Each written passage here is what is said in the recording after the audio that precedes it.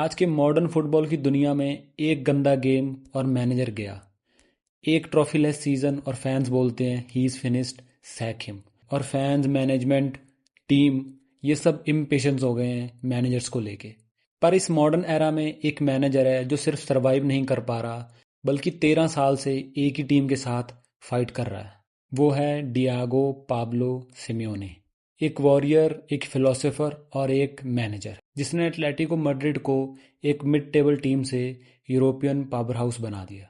यहाँ फुटबॉल बदल गया, टैक्टिक्स मॉडर्न हो गए, पर एक चीज़ कंसिस्टेंट है, एटलेटिको मैड्रिड का फाइट करना। और सिमियोने ने ये उनके डीएनए में लिख दिया है। सिमियोने के आने से पहले एटलेटिको मैड्रिड एक ब्रोकन क्लब था, इनकंसिस्टेंट रिजल्ट, हर बार एक नया मैनेजर, और बार्सिलोना और रियल मैड्रिड के बीच ऑलमोस्ट इनविजिबल थी। अर्ली 2000 में उन्होंने कोपा डेल रे जीता लेकिन रेलेगेशन फेस की। क्लब में कोई इंटेंसिटी नहीं थी, ड्रेसिंग रूम डिवाइड हो चुका था और फैंस बहुत ज़्यादा फ्रस्ट्रेटेड थे। और फिर फाइनेंशियल इश्यूज ने क्लब को और तोड़ दिया। पर दिसंबर 2011 में एक पुराना सोल्जर वापस आया जो 90s में एटलेटिको मैड्रिड में खेल चुका है। वो था डियागो सिमियोने। और उसने आते ही एक बात बोली, efforts is non negotiable. Talent secondary है पर पैशन वो सब कुछ है। सिमियोने ने आते ही ड्रेसिंग रूम का कल्चर चेंज कर दिया। ट्रेनिंग सेशंस में अग्रेशन, यूनिटी और डिसिप्लिन। उसने सिस्टम लगाया 4-4-2, लो ब्लॉक, एक कॉम्पैक्ट अग्रेसिव डिफेंसिव लाइन जिसमें हर एक प्लेयर एक सोल्जर की तरह काम करता था। गॉर्डन, फिलिप लुइस, गाबी, कोके और फल्काओ। सिमियोने ने फर्स्ट सीजन में ही यूरोपा लीग चैंपियंस बना दिया।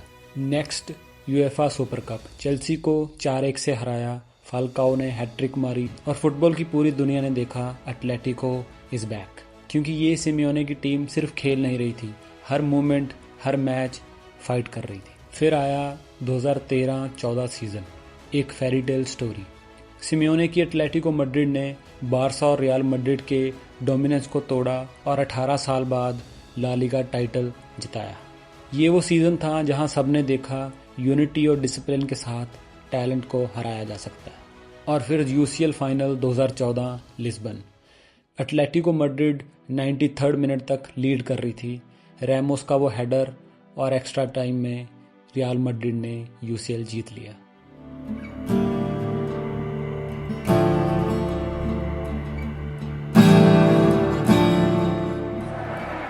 हर फैन रो रहा था लेकिन दुनिया ने रिस्पेक्ट किया और बोला दिस इज सिमियोनेज एटलेटिको मैड्रिड। 2015-16 में फिर से यूसीएल फाइनल और फिर से रियल मैड्रिड के खिलाफ। इस बार पेनल्टीज ने हार्ट ब्रेक कर दिया, पर दोनों बार एटलेटिको ने पूरे यूरोप को मैसेज दिया, we are belong here.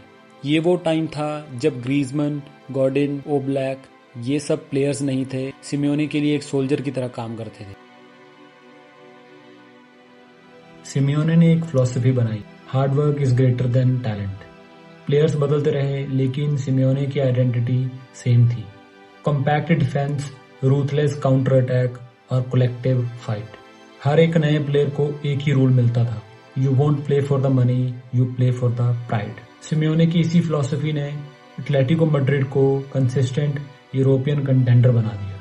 Football evolve हो गया है, high press, positional play, inverted wing backs, लेकिन सिमियोने ने अपने सिस्टम को अडेप्ट कर लिया है। 2020-21 सीजन में सबने कहा सिमियोने इज फिनिश्ड, पर उसने दोबारा ला लीगा टाइटल जीत के सबका मुंह बंद कर दिया। फिर आया सिमियोने का 700वां मैच फॉर द क्लब और उसने 7 मैच लगातार जीते और कोच ऑफ द मंथ बना। अब इस सीजन में एटलेटिको मैड्रिड थोड़ा डिफेंसिव इश्यूज फेस कर रही है, लेकिन सिमियोने का ऑब्सेशन सेम है, डिफेंसिव सॉलिडिटी। सिमियोने का एटलेटिको मैड्रिड के साथ इमोशनल कनेक्शन बहुत ज्यादा है, इसीलिए उसका बेटा भी एटलेटिको मैड्रिड के लिए खेलता है। ये सब दर्शाता है कि सिमियोने इस क्लब के लिए कितना लॉयल है और उसके लिए ये क्लब कितना मीन करता है। 13 साल, 2 UCL finals, 2 La Liga title, 2 Europa leagues और डॉजन्स ऑफ मेमोरीज। सिमियोने ने सिर्फ ट्रॉफीज नहीं जीती, उसने एटलेटिको मैड्रिड को एक आइडेंटिटी दी। पहले देख लो, जब भी उसकी टीम पिच पे आती है तुम्हें एक चीज पक्का दिखेगी, यूनिटी, प्राइड और डिसिप्लिन। मॉडर्न फुटबॉल में लॉयल्टी बहुत रेयर है, लेकिन सिमियोने ने दिखाया बिलीफ से एक क्लब बदल सकता है। क्योंकि फुटबॉल में चेंज, सिस्टम्स में evolve, but the soul Simeone brought will never die.